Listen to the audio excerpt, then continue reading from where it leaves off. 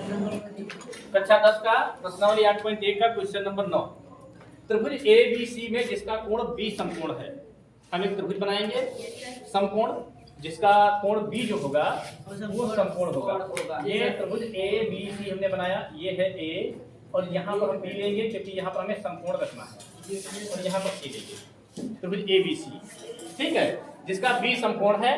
यदि tan A बराबर 1/3 है, tan A बराबर कितना दिया गया है? 1/3 हाँ 1/3 हाँ 1/√3 है भैया। तो tan A बराबर 1/√3 ठीक हो जाएगा। अच्छा, tan का फार्मूला क्या होता है? लंब बटे आधार। तो लंब बटे आधार हो जाएगा। अब इसमें लंब की जगह पे कितना आएगा? 1 और आधार की जगह पे √3। हमें निकालना क्या है? कर्ण। तो इसमें दिया गया है AB बराबर दिया है भैया √3 और BC बराबर 1 और AC बराबर 5। हम लिखेंगे समकोण त्रिभुज समकोण त्रिभुज ABC में पाइथागोरस प्रमेय से पाइथागोरस प्रमेय से लगाएंगे। तो क्या फार्मूला होता है पाइथागोरस प्रमेय का?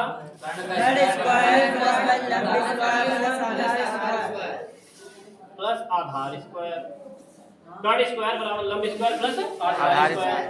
कर्ण का नाम क्या है? AC का स्क्वायर बराबर लंब का नाम क्या है? BC का स्क्वायर प्लस आधार का नाम क्या है? AB का स्क्वायर। AC का मान दिया नहीं गया है, BC का मान कितना है? BC का मान है 1 का स्क्वायर प्लस AB का मान क्या है? √3। इसका स्क्वायर करेंगे। AC का स्क्वायर बराबर 1 का वर्ग करेंगे, 1 प्लस √3 का वर्ग करेंगे, क्या हो जाएगा? 3 हो जाएगा। क्या हो जाएगा? 3 हो जाएगा। AC स्क्वायर बराबर 1 और 3 जोड़ेंगे कितना हो जाएगा? 4। इधर से स्क्वायर हटाएंगे, इधर क्या लग जाएगा? रूट लग जाएगा। AC स्क्वायर बराबर क्या हो जाएगा? 2 गुणे 2। 1 जोड़ा नहीं, इधर से स्क्वायर हटाएंगे। AC बराबर क्या हो जाएगा? 2 हो जाएगा। AC बराबर कितना आया?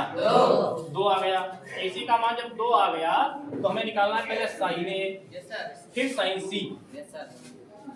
मतलब sin A निकाले, sin C निकाले, फिर cos A निकाले, cos C निकाले। मतलब sin cos दोनों निकालने हैं और दोनों एंगल पर निकालने हैं। A पर भी निकालना है, C पर भी निकालना है। तो हम क्या लिखेंगे? sin A बराबर फार्मूला क्या होता है भैया? लंब बटे कर्ण। लंब बटे क्या हो जाएगा? कर्ण। तो sin A बराबर लंब का नाम क्या है? BC बटे कर्ण क्या है? AC। तो sin A बराबर BC का मान क्या है? 1 और AC का मान 2। ये किसका मान आया? sin A का। किसका आया है? sin A का। अब हमें किसका निकालना है? sin C का। किसका निकालना है? sin C का। sin C हम पहले बता चुके हैं कि जब हम किस एंगल को देखेंगे, इस एंगल पर निकालेंगे, तब आपका कर्ण तो वही रहेगा दोनों स्थितियों में, लेकिन लंब और आधार दोनों आपस में बदल जाते हैं। जो ये लंब है इस समय A के लिए, वो C के लिए क्या बन जाएगा? आधार। और जो इस A के लिए आधार था वो इस C के लिए क्या बन जाएगा? लंब। फार्मूला तो वही रहेगा। क्या फार्मूला होता है? लंब बटे कर्ण। लेकिन यहाँ से आप ये देख रहे हैं कि लंब अब ये नहीं है C के लिए, इस C कोण के लिए लंब ये AB है। क्या है? AB। और कर्ण तो वही रहेगा AC। तो sin C बराबर क्या हो जाएगा? AB का मान कितना है? √3 बटे AC कितना है? 2। ये किसका मान हो गया? sin C का मान हो गया। अब हम निकालेंगे cos A और cos C। तो cos A बराबर फार्मूला क्या होता है? आधार बटे कर्ण। आधार बटे कर्ण। आधार बटे कर्ण।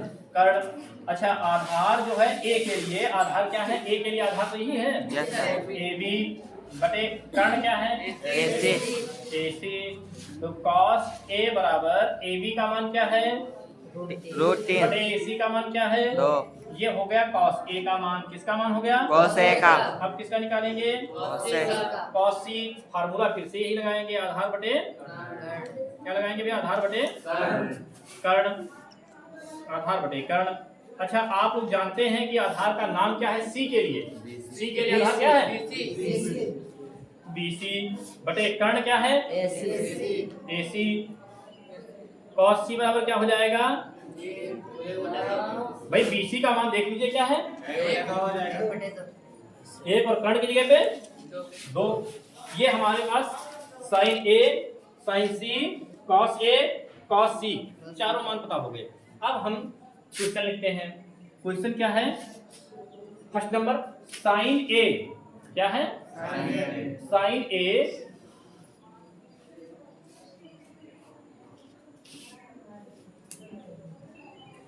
Into cos C plus cos A into sin C यही तो है।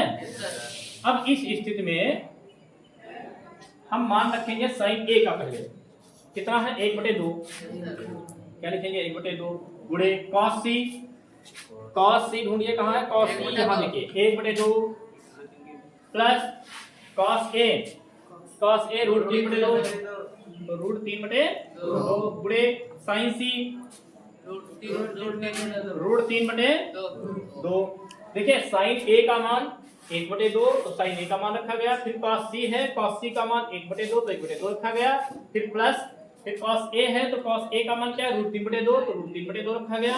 फिर गुणे sin C का मान क्या है रूट 3/2 बराबर लगाएंगे 1 की गुणा 1 से 1 करना 1/2 दूनी 4 प्लस रूट 3 की गुणा रूट 3 से 3/2 दूनी 4। देखिए रूट 3 की गुणा जब रूट 3 से होगी तो क्या हो जाएगा 3 हो जाएगा और 2 दूनी 4 हो जाएगा। अब आप देख रहे हैं इसमें हर को है बराबर 1 प्लस क्या लिखेंगे 3 तो 4/4 बराबर कितना आएगा 1।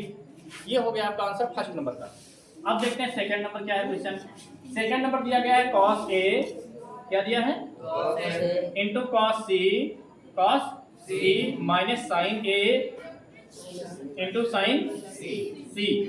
अब देखिए cos A तो cos A का मान यहाँ देखिए लिखा है रूट 3/2 क्या लिखा है गुणे फिर से cos C क्या है 1/2 माइनस sin A का मान क्या है 1/2 गुणे sin C का मान क्या है रूट 3/2 रूट 3 की 1 से गुणा होगी क्या हो जाएगा 2 दूनी माइनस 1 की रूट 3 से 2 दूनी 4 हर हो गए बराबर रूट 3 माइनस रूट 3 बटे 4 रूट 3 से रूट 3 घटेगा बटे बराबर 0।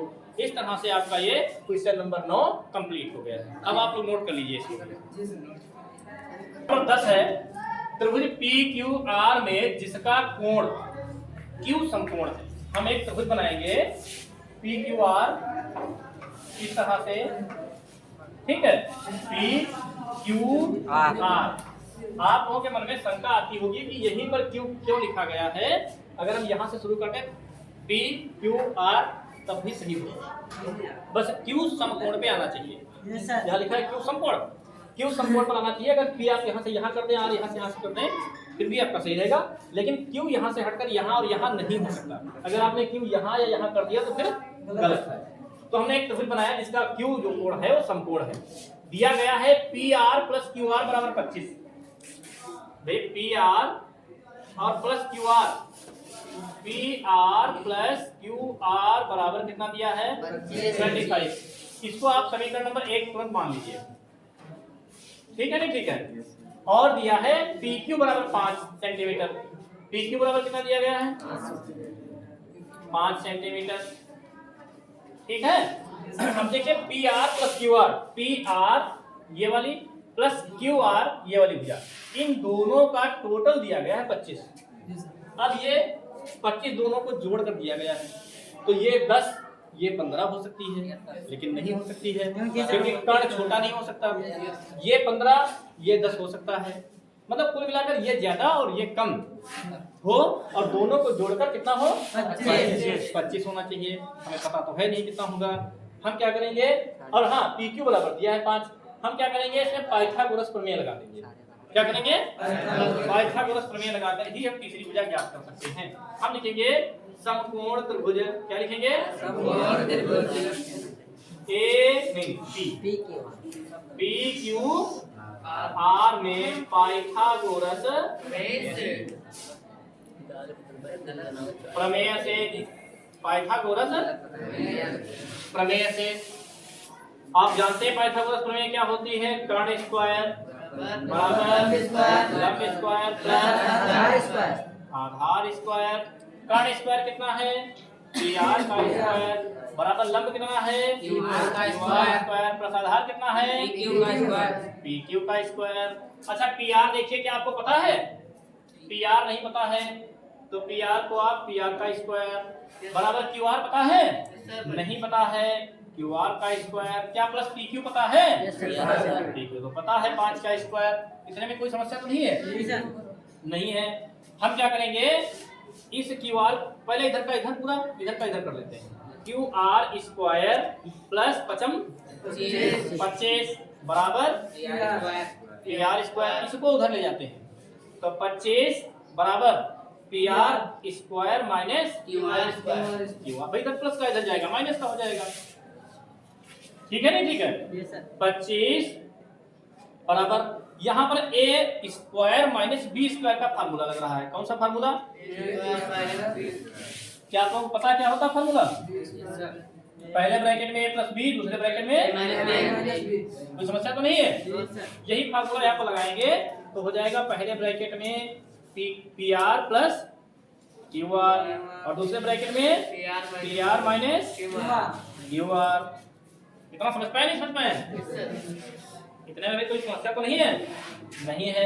25 बराबर PR प्लस QR, यहाँ समीकरण एक में देखिए PR प्लस QR बराबर कितना दिया है, तो यहाँ पर आप 25 लिख सकते हैं और गुणे यहाँ पर क्या लिखेंगे PR माइनस QR। बताइए कोई समस्या है, नहीं है। अब क्या करेंगे, इसको इधर ले आए, इसको जो है इधर ले आए, ठीक है। तो ये गुणे में है 25, इधर बटे में आ जाएगा 25 बटे बराबर PR माइनस QR या PR माइनस इधर लिख लें। 25 को 25 से काटोगे कितना आएगा, 1। PR माइनस QR बराबर कितना आया, 1। कितना आया, 1। इसको समीकरण नंबर कितना मानेंगे, 2 मान लेंगे। अब क्या हम करेंगे, यहाँ पर देखिए PR प्लस QR, यहाँ PR माइनस QR, इसको विलोपन विधि से बहुत आसानी से लगा सकते हैं। विलोपन विधि तो आप लोगों ने पढ़ी है ना, हम लिखेंगे समीकरण 1 तथा 2 को जोड़ने पर, समीकरण 2 को जोड़ने पर है नहीं, समीकरण 1 था 2 को जोड़ने पर समीकरण 1 क्या है, PR प्लस QR बराबर 25 PR माइनस बराबर 1। जोड़ने पर लिखे हैं तो PR कितना हो जाएगा, 2PR और ये प्लस और माइनस QR जो है कट जाएंगे, बराबर कितना हो जाएगा 26। अब यहाँ पर लिखते हैं, देखिए 2PR बराबर 26 है, 2PR बराबर 26, तो PR बराबर 26 बटे 2, तो PR बराबर 13 सेंटीमीटर में दिया है तो सेंटीमीटर में आएगा। PR का मान समीकरण 1 में रखो तभी उत्तर आएगा, समीकरण 2 में रखो तभी हल हो जाएगा। समीकरण 1 में रखने पर समीकरण 1 है PR की जगह पे क्या लिखेंगे 13 प्लस QR बराबर 25, तो भैया QR बराबर 25 माइनस 13, तो QR बराबर 12 सेंटीमीटर आ जाएगा। हमें उम्मीद है कि आपको तीनों भुजाएं पता चल गई। देखिए यहाँ पर PQ 5 दिया था पहले से ही, या तो नहीं दिया था, PR हमने निकाल लिया 13 आया, QR कितना आया 12 आया। हमने जो कहा था इन दोनों को जोड़कर 25 आना चाहिए, और ये बड़ी होनी चाहिए, वैसे ही आ गया। तीनों भुजाएं पता है। अब आप साइन P निकालेंगे, क्या निकालेंगे, साइन P साइन थीटा क्या होता है? एल ए एल बटे के के, एल ए एल बटे के ए लाल बटे कक्का। साइन थीटा लंब बटे कर्ण, लंब बटे कर्ण। तो साइन पी बराबर लंब कितना है? लंब का नाम क्या है? क्यू आर बटे कर्ण का नाम पी आर। तो साइन पी बराबर क्या हो जाएगा? क्यू आर कितना है? 12 क्यू आर है 12 और पी आर कितना है? 13। ये किसका मान हो गया? साइन पी का। इसके बाद क्या निकालना है? Cos P. तो कॉस पी, कॉस का फॉर्मूला होता है आधार बटे कर्ण। क्या होता है? आधार बटे कर्ण। आधार बटे कर्ण। ठीक है, तो कॉस पी बराबर आधार का नाम क्या है? बटे कर्ण क्या है? P R. कॉस पी बराबर हो जाएगा पी क्यू का मान क्या है? 5 और बटे पी आर का 13। ये हो गया कॉस पी का मान। इसके बाद हमें क्या निकालना है? tan p। तो tan p बराबर क्या हो जाएगा भैया? लंब बटे आधार। क्या हो जाएगा? tan p बराबर हो जाएगा लंब। लंब का मान क्या है? क्यू आर बटे आधार का नाम पी क्यू। tan p बराबर क्यू आर का मान कितना है? पी क्यू का मान क्या है? 5। ये आपका tan p का मान हो गया। देखिए यहाँ sin p निकालना था, sin p निकाला गया। cos p निकालना था, cos p निकाला गया। tan p निकालना था, tan p निकाला गया। लेकिन आपके मन के अंदर शंका है जो कि आप दूर नहीं कर रहे हैं कि सर जी सभी दूरियां सेंटीमीटर में दी हुई थी, फिर इनमें सेंटीमीटर आपने क्यों नहीं लिखा है? समस्या की नहीं है? हम जानते हैं कि आपके मन के अंदर समस्या है, हम बता दें क्यों नहीं लिखा है। जब आपने यहाँ क्यू आर बटे पी क्यू लिखा तो 12 सेंटीमीटर ऊपर लिखा और बटे 5 सेंटीमीटर आपने नीचे लिखा। दोनों सेंटीमीटर सेंटीमीटर कट गए, क्या बचेगा? 12 बटे 5। ये आप लिखेंगे, मात्र समाप्त हो गया। इस तरह से सेंटीमीटर आपके कैंसिल हो जाते हैं। बताइए कोई समस्या तो नहीं है? नहीं सर। अगर समझ गए हैं तो आप नोट कर लीजिए भैया।